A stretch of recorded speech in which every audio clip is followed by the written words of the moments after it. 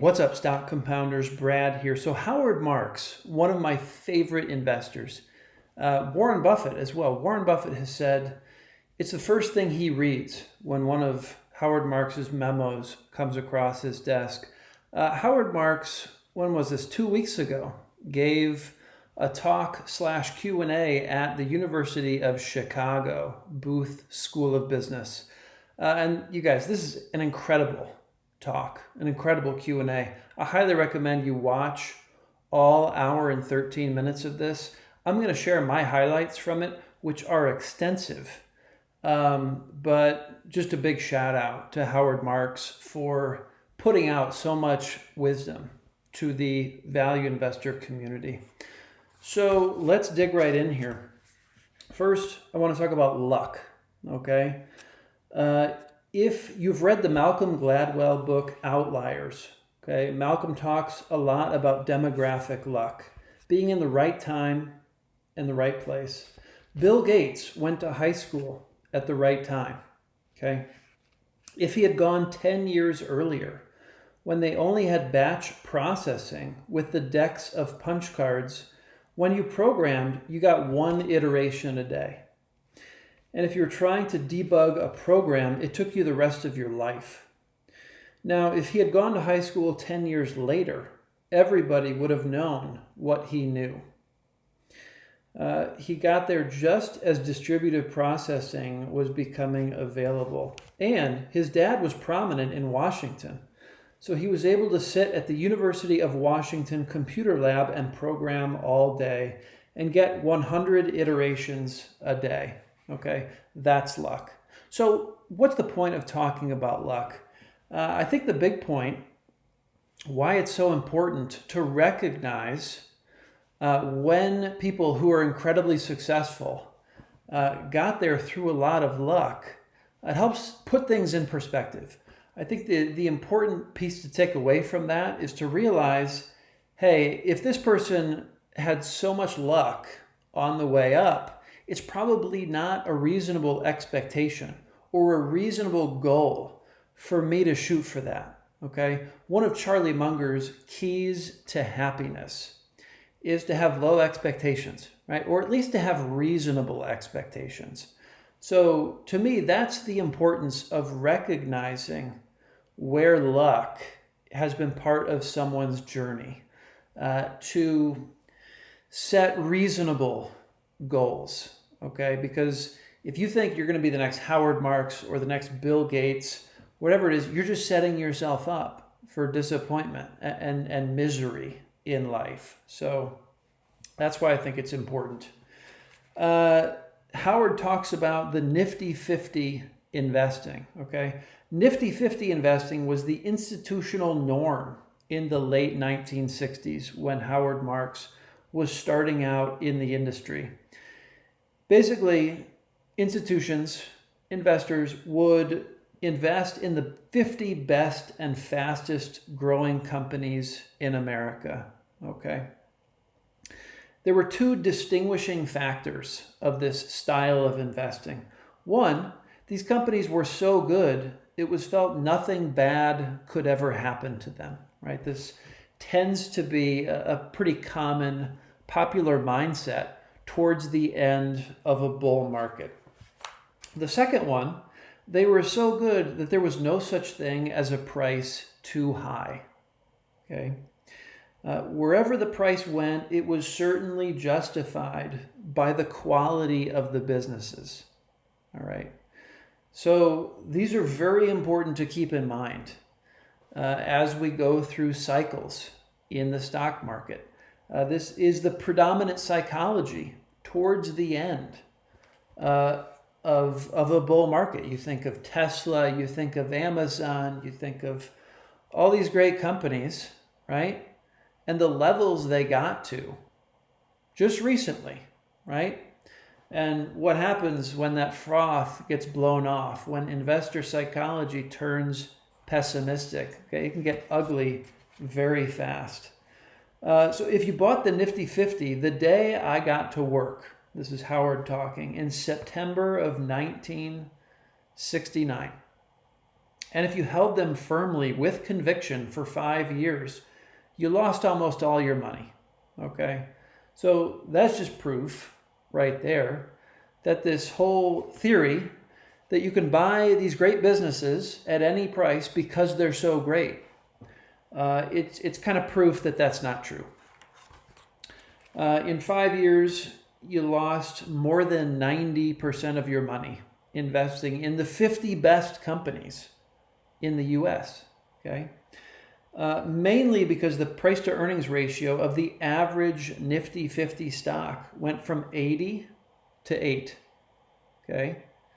So that's a great way to lose 90% of your money. When the PE ratio, when the multiple contracts to that degree.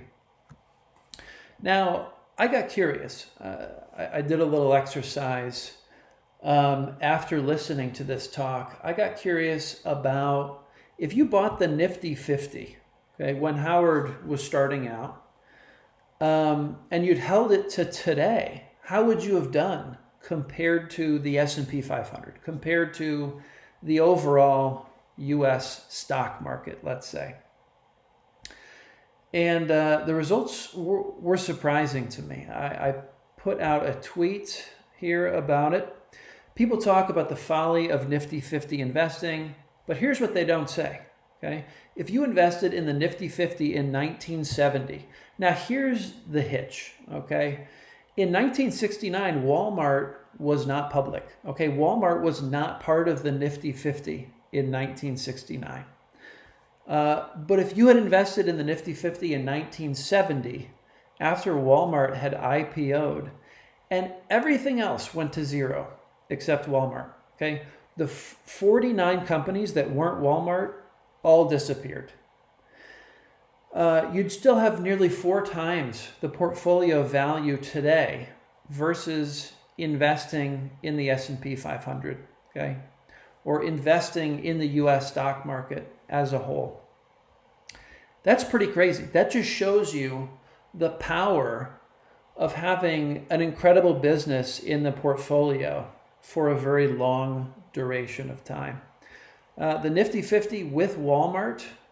So basically, Walmart with the rest going to zero was a 13.3% CAGR, compound annual growth rate, from 1970 to today. The S&P was a 10.5% compound annual growth rate. So just that slightly under 3% outperformance means the Nifty 50 portfolio returned 4 times as much over that time. This is a game where a single great bet held for decades changes everything. Okay, I just thought that was fascinating. Of course, again, if you had invested when Howard talked about in 1969, you would have missed Walmart. And I'm pretty sure you would have underperformed the U.S. stock market as a whole over that time. But if you captured Walmart and just held on, even if it was only 1/50th of the portfolio, you would have outperformed the market. So I just thought that was an interesting thought exercise. Okay, moving to the next one. So Howard talks about value investing. The definition of value investing is buying things for less than they're worth. Okay, the challenge is that requires assistance from somebody else who's willing to sell things for less than they're worth. Yeah, it seems like maybe it's not such a great idea, right? To be in that other person's shoes, to be selling something for less than it's worth. So why would they do that? And should we rely on that circumstance happening, right, in order to do well as value investors? So this is the point. Howard has made his money investing in distressed debt, okay? He says our funds do best in crises when asset holders get scared and dump assets, okay? And this doesn't happen very often. He says this really only has happened 6 years out of 35 years. Okay. We have a 35-year record in distressed debt investing. On average, we've made 22% per year. It's before fees, 16% after fees. The returns in the non-crisis years are pedestrian. Okay. The returns on the funds that were formed and invested during the crisis years, which was only 6 years out of the 35, pulls up the average substantially. Okay, so Howard really has made his money from crises, buying when things are selling far below what they're worth, because investors get scared, right? They dump assets at these crazy low prices. So that really brings in the psychology that Howard is working with in terms of Oaktree, how they've done incredibly well over the last, Howard here is talking about the last 35 years. It's really just focusing on those 6 years where there's something really intelligent to do. And that's when they've really put the chips in. On learning to invest. Okay, I really found this fascinating. There will be a lot of things that you learn in the investment business, and there will be a lot of things that we talk about today where I can't tell you how. Okay, there is no how. And here's a quote from John Kenneth Galbraith. There's nothing intelligent to be learned about managing money, because if there were, study would be intense and everybody with a positive IQ would be rich. Back to Howard. Everything that you learn about making money is an intellectual framework, right? It's what to do. Nobody can tell you how to do it. You can try to sharpen your focus and think about things in better and worse ways. Howard talks about second level thinking. That's the first chapter of his book, The Most Important Thing, which is one of about 20 most important things. Because there is no most important thing. There's many very important things that all need to be kind of synthesized and thought about at the same time. Second level thinking, thinking different and better than the herd. I can explain to you why it's important, but I don't know if I can teach you how to do it. It all comes down in the end to insight. Do you have it or don't you have it? Okay. So I just thought that was really interesting. You can't really teach somebody how to be a good investor. You can teach them what's important, but you can't teach them how to do it. I thought that was a powerful insight from Howard. This to me was the highlight of his talk, this next section that I'm going to talk about. Howard writes memos. I think he writes them every quarter, investment memos. Most of what the memos are about is investor behavior.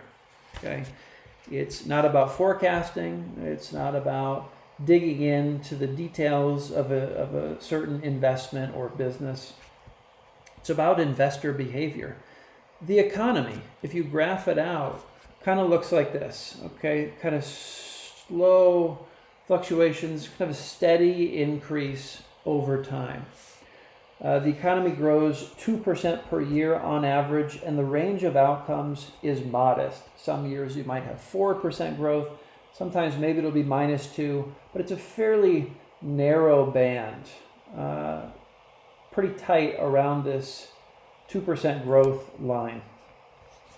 If you graph corporate profits, they look like this. Okay, so there's a lot more fluctuation. Corporate profits fluctuate much more than the economy, even though most of the movements in corporate profits are determined by the economy. They fluctuate more because companies have leverage. They have financial leverage, and they have operating leverage. Then, if you graph the stock market, it looks like this. Okay, it's just all over the place. Up and down crazily. why are stock prices so much more volatile than corporate profits? When you buy a stock, all you're buying is a share of corporate profits. So shouldn't they reflect the same volatility as those underlying corporate profits? He goes to a quote from Richard Feynman. Physics would be much harder if electrons had feelings. Okay, and this quote is really getting to why prices are so different from the underlying corporate profits. The market is composed of one thing, and one thing alone: people, right? Investors. People have feelings, so they get excited and they bid the value of a share of corporate profits very high. Then they get depressed and they price it very low, right? It's this pendulum between fear and greed.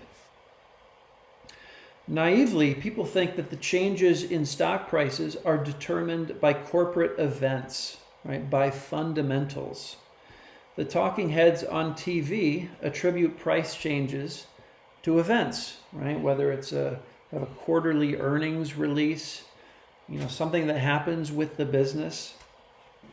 That's not right. The proper answer is the market was up 200 because today people became more optimistic. Or it's down 200 because people became more depressed. Okay? Investor psychology is really what moves the needle on stock prices. It's psychology that determines these price fluctuations.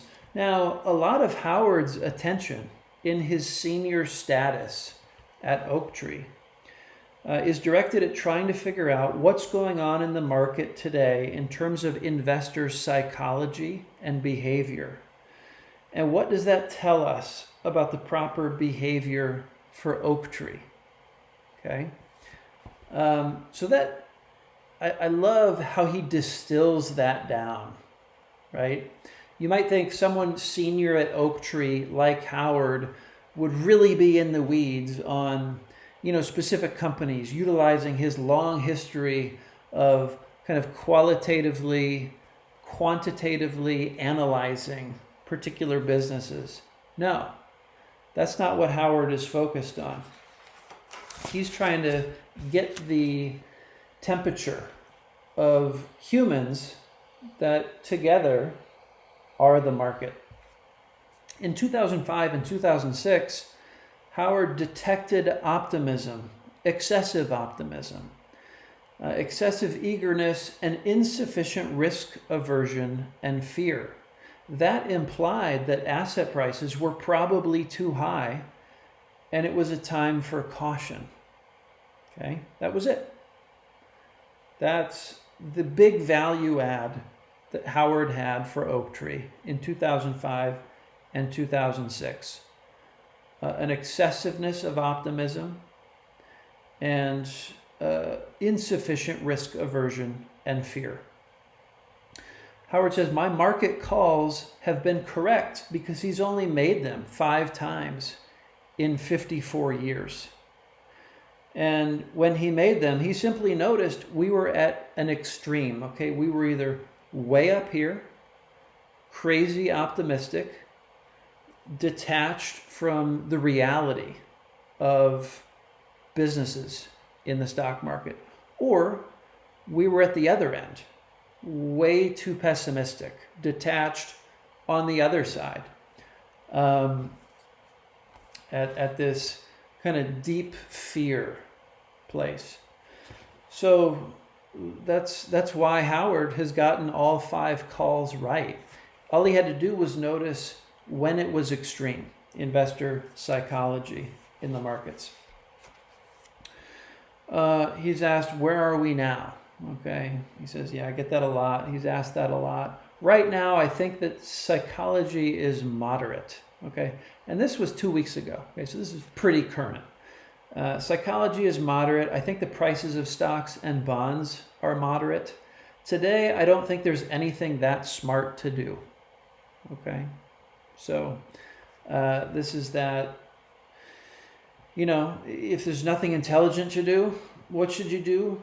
Probably nothing. Okay, wait, be patient. That's not to say there aren't deals to be had in the markets right now. There are always mispricings. There's always value to be had. But there's not a ton of screaming bargains, at least from Howard's perspective. He talks about passive investing versus active investing. It's not that passive investing is so good. It's that active investing is so bad. People get excited and buy when things are up here, and they sell when things are down here. Okay, it's the opposite of the smart investing advice: buy low, sell high. It's buy high, sell low, because that's what human psychology tells us to do, and it's very difficult to go against that. That applies to professionals too. Okay, professionals are human beings, right? They're people. They're not immune to these psychological pulls of fear and greed. Okay, they're like us. It's easy to put investment professionals up on a pedestal, but most of them, the vast majority of them, fall prey to these same psychological influences as the whole market does.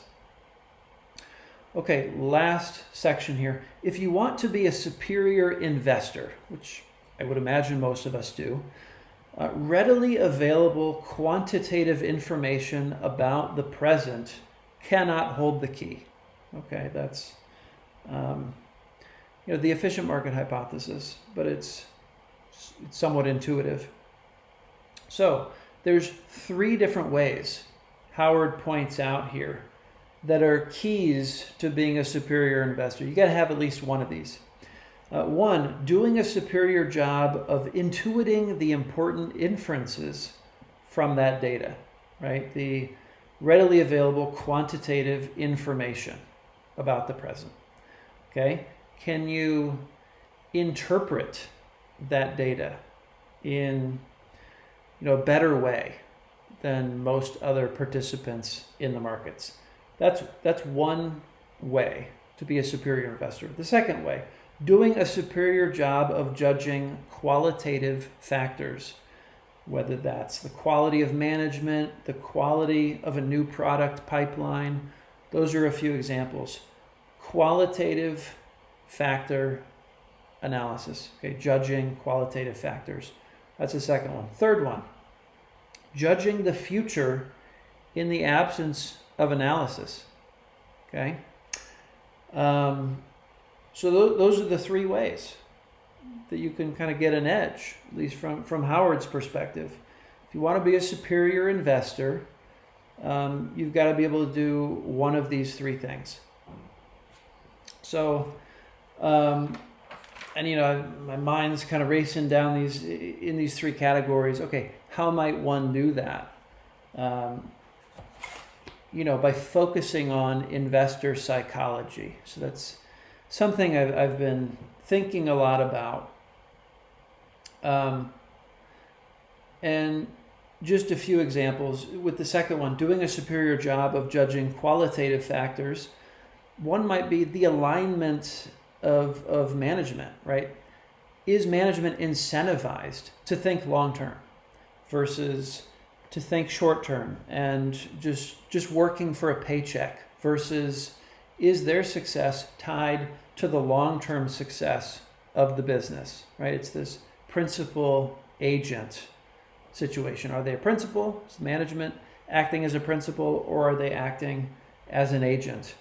On the third point, judging the future in the absence of analysis, one way to bring psychology into that is if you find, say you're digging through businesses that have been tossed out by the market, right? So maybe you're looking at businesses where they're within 10% of the 52-week low, okay? There's a lot of pessimism in the psychology of investors in those companies. If you're looking at companies that are within 10% of the 52-week low. Now, in some cases, that low price is warranted. But as we saw, these prices fluctuate much more than the underlying businesses. So perhaps in some of these cases, investors have overshot in the pessimistic direction where the price of that business should be. So maybe you're looking at businesses where the price just seems too low, right? Investor morale is near the bottom based on that 52-week price range. That might be a way to judge that the future is going to trend in a positive direction because investors are overly pessimistic. Another thing, so one idea is to invert this, right? Judging the future. Well, you could say, what kinds of things would lead to a bad outcome in the future over the long term, not just the next couple months, next couple of years, long term. You could say, well, the biggest thing that gets companies killed is taking on too much debt, right? Being over leveraged. So you could invert that third point and say, what do I want to avoid, as opposed to what am I looking for? And you could just throw out all the companies that are just over leveraged, according to whatever metrics you feel comfortable with along those lines. So, you can invert all of these. And that may be an easier approach in terms of just getting rid of a large swath of the investable universe. So you can drill into the ones that are left. Anyway, just a few thoughts there, guys. I hope you enjoyed my highlights from Howard Marks. He is just so sharp. I think I left a comment down here. Howard is the epitome of compounded wisdom over decades. Okay, there's just so many gems. In this talk in particular, I try to watch all of Howard's talks. This one felt particularly chock full, just back to back, of investment gems. So definitely check it out. Probably watch it at 1.5 speed and get just as much out of it. But that's all I got for today, guys. Thanks for watching, and I will see you in the next one. Take care.